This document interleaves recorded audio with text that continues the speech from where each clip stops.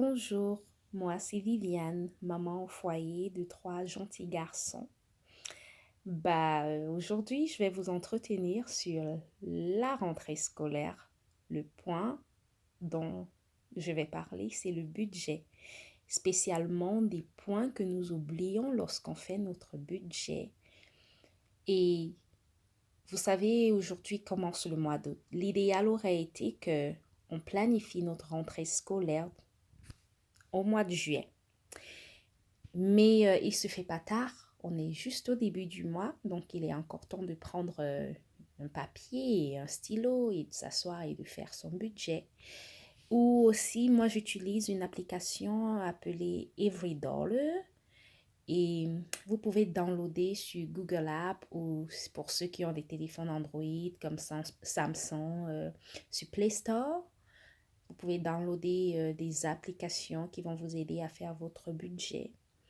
Mais bon, revenons au sujet. Les points qu'on oublie particulièrement dans notre budget concernant la rentrée scolaire au mois d'août, dans notre budget du mois d'août, je dois le dire, sont, j'ai relevé 5 points.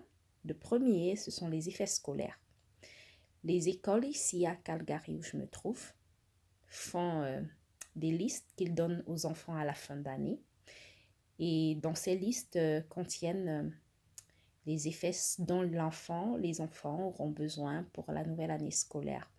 C'est bien de choper, de faire du lèche-vitrine et d'acheter ce qui est sur la liste parce que très souvent la liste, elle contient presque tout ce dont les enfants auront besoin. Le deuxième point, ce sont les vêtements. Vous savez, c'était l'été, oui, les enfants, ils ont grandi en taille, ils ont pris du poids. Il n'y a pas que les parents qui prennent du poids. Moi, j'ai pris beaucoup de kilogrammes, vous pouvez voir sur mes joues.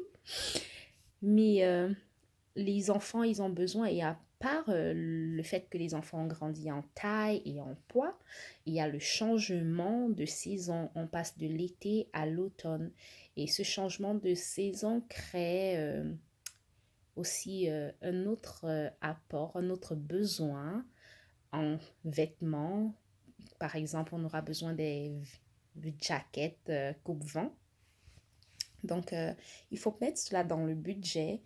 Et puis, vous savez, le troisième point, ce sont les cadeaux pour les enseignants. Vous savez, beaucoup de parents aiment bien faire des cadeaux aux enseignants, tels que, je vais prendre un exemple parce que ça n'a pas besoin d'être vraiment cher. Vous pouvez offrir un bouquet de fleurs à l'enseignant de votre enfant, ainsi de suite, ou à l'enseignant de l'année passée qui vous a marqué aussi. Vous savez, du moment que vous planifiez et que ça rentre dans vos moyens et dans le budget du mois, c'est parfait. Le quatrième point, ce sont les dernières célébrations de l'été. Vous savez, pardonnez-moi, vous savez, l'été, avant de s'achever, nous en profite toujours, surtout pour nous qui sommes ici au Canada, dans le pays du froid. C'est le temps pour voyager, pour faire les derniers petits voyages, amener les enfants à la plage, on a plein d'invitations, faire les petites fêtes d'anniversaire pour les enfants qui sont nés au mois d'août. Donc, c'est bien de planifier ces célébrations-là dans notre budget.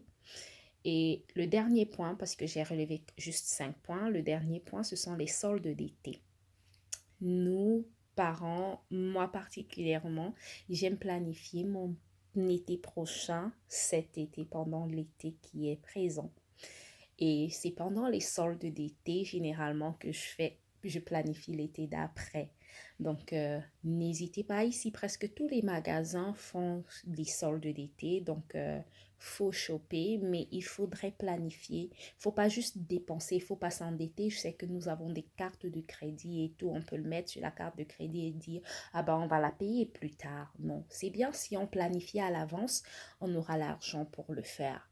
Et puis, une chose que j'aimerais vous motiver pour, c'est de vivre sans dette parce que pas de dette, moins de stress. Plus de dette, plus de stress. Et puis, je suis une, une partisane de dette free. Il faut être libre, il ne faut pas avoir de dette. Donc, je vous encourage ainsi, toutes les personnes qui m'ont écouté, merci déjà de l'avoir fait.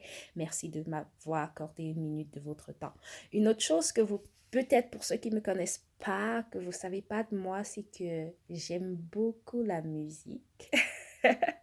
La musique, c'est comme ma vie. Et puis, présentement, je chante à l'église où je vais. Et puis, je vais vous quitter comme sur cette petite mélodie qui m'a fait plaisir aujourd'hui. Et puis là, je vais pas vous mentir, c'est mon fils qui me l'a chanté et puis c'est resté dans ma tête. Et je ne me rappelle même pas c'est quoi les paroles, mais bon, il est venu, il m'a fait Ovana Unana, dan dan. I put my heart into Ovana Unana, dan dan. Allez sur YouTube, écoutez la musique, c'est bien, ça fait danser. Je vous embrasse très fort, merci encore. Bonjour, bonsoir, dépendamment de où vous vous trouvez, donc de partout dans le monde. Je vous embrasse. Merci de m'avoir écouté. C'est Viviane encore, maman au foyer.